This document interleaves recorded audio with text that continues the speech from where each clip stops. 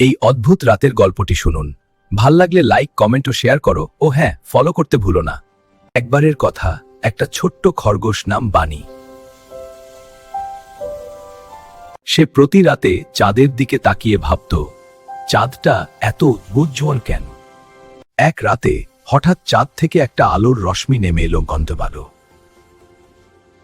আর বানি দেখল একটা মায়াবী ফুলের বাগান।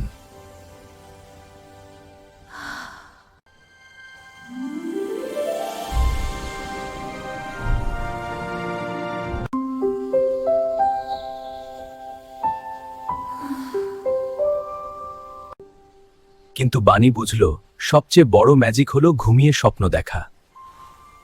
তাই সে বাড়ি ফিরে মিষ্টি ঘুমে ঢলে পড়ল। শুভ রাত্রি ছোট্ট বন্ধুরা।